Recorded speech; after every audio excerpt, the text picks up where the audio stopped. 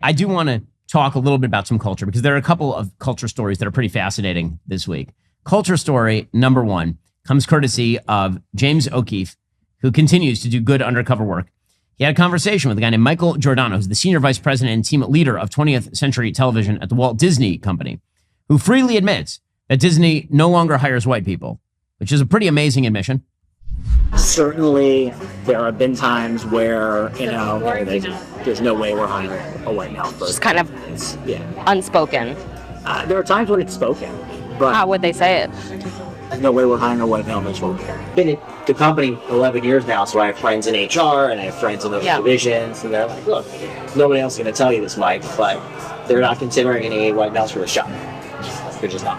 We wanted to hire somebody in the department a few years ago now, who was half black, but didn't appear half black. And there was a creative executive who was like, we're not, that's not what's going on. I'm guessing that there's acceptable code words and buzzwords that are used to explain what they're looking for.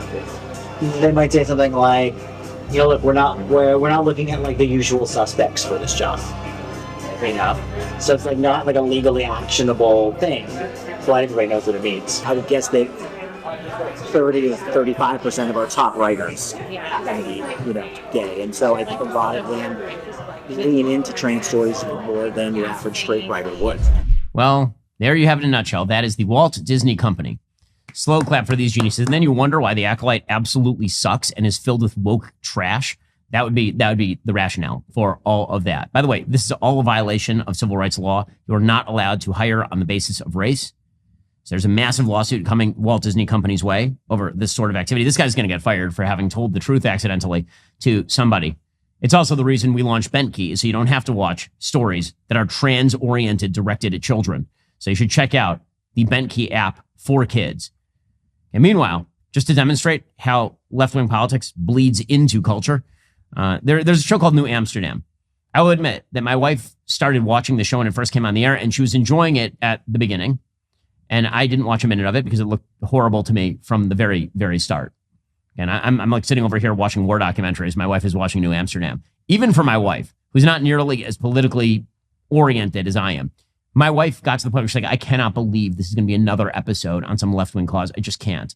Well, this one is pretty strong. Here's an episode from the show New Amsterdam in which a child's tumor grows because of internalized racism, meaning other people were racist to the kid, and so the kid has worse tumors. Oh, my God. Seriously? Okay. I had Cephas answer some questions from a Harvard test known as Unrest. It is designed to measure someone's level of social resistance. Social resistance.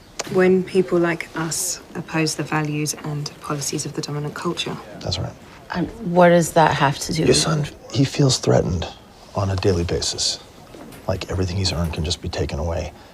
He's disenfranchised. But because his life is seemingly free from all this, because he can't name it, he's internalizing it. Name what? Racism. I think your son's tumor was caused by racism. Your son's tumor was caused by racism. Wow. That's some solid TV right there. Your son's tumor was caused by racism. Wow. How do you even... Okay. All right, then. Well, there is some good news. They've hired Dr. Cori Bush to show up at the New Amsterdam hospital where she will lay her hands upon the child whose tumors have been caused by racism, and the tumors will just disappear. So, cancer cured, racism solved. The cost of living is up almost 20% from 2021. Families everywhere are feeling that burden. And yet, legacy media keeps saying, no, the economy's fine. It's Joe Biden's economy. It's just great. In fact, a recent Business Insider article makes the case the American people are to blame because they just don't understand how awesome they have it. This is Gaslighting 101. Let me help you find ways to save money in this turbulent economic climate. One way to do that is by switching on over to Pure Talk. If you're one of many American families looking to cut down on your monthly bills, you need to start with your cell phone service. I recommend Pure Talk because it's both affordable and reliable. Pure Talk is rapidly becoming the wireless company of choice for conservatives. Plus, it's great for families because the more lines you add, the more you save. Not to mention, Pure Talk is veteran-led. Instead of funding DEI initiatives, they fund basic services for vets who have served this country. 100% of their customer service team is located right here in the United States. If you're looking for ways to save money for your family, I highly recommend switching on over to Pure Talk. Visit puretalk.com/Shapiro to explore their offers. When you make the switch, you'll get an additional 50% off your very first month of service. Visit puretalk.com/Shapiro to upgrade your cell phone service to America's most dependable 5G network and save an extra 50% off your very first month of coverage. That's puretalk.com/Shapiro today. Remember that time that Joe Biden said that he had worked with President Xi to crack down on the fentanyl trafficking? So if you watch episode 2 of our series, The Divided States of Biden, over at Daily Wire Plus, which you should, it's a really good piece of work, we went through the fentanyl crisis. We talked about the causes of the fentanyl crisis.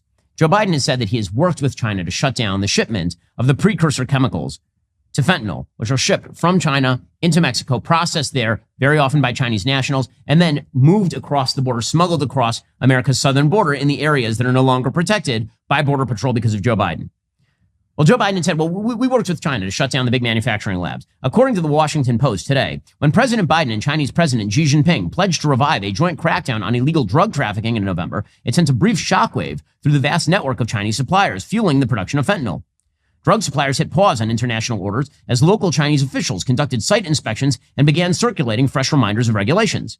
Beijing sent a warning notice to its pharmaceutical industry and shut down 25 companies selling fentanyl precursors, the chemical building blocks of the drug. U.S. and Chinese officials hailed it as a breakthrough, but 7 months later, the same sellers say it's business as usual. Traditional routes for shipping small but potent packages of chemicals used in the production of fentanyl remain largely unhindered, according to 3 people involved in the export of illicit precursors. The 3 people, 2 salespeople for Chinese chemical companies and a Chinese reseller based in Mexico, described resuming sales this year after making minor adjustments to avoid scrutiny, including tweaking customs labeling on packages and pivoting to alternative compounds that have virtually identical applications. Now, let's be real about this. If you think the Chinese government does not know about this, they know full well about this. It's a Chinese surveillance state. They know obviously all about this. All they did was they shifted production to less discoverable modes.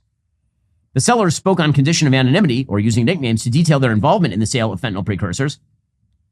Their accounts highlight the vast challenges facing U.S. officials who have sought to parlay warming relations with Beijing into a broader crackdown on the supply of fentanyl in the United States, a problem the Chinese government has little incentive to dedicate resources to without its own large-scale opioid epidemic. It's precisely the opposite. The Chinese government has a very large interest in maintaining fentanyl production because, number one, it poisons Americans, and number two, it makes them a lot of money. China remains the top global producer of the chemicals used to synthesize fentanyl. So Joe Biden has been going around declaring that he's been doing all he can on fentanyl.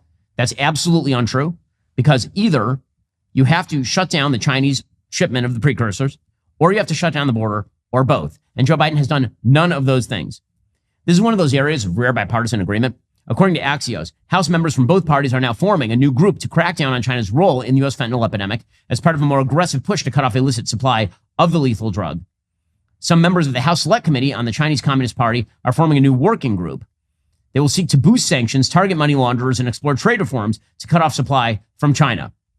Again, this is one of those rare areas of agreement. The only person who seems to disagree with this is Joe Biden, who wants to continue to be soft on America's enemies because he is of the bizarre opinion that being soft with tyrants somehow makes them like you more and be nicer to you, which is wild.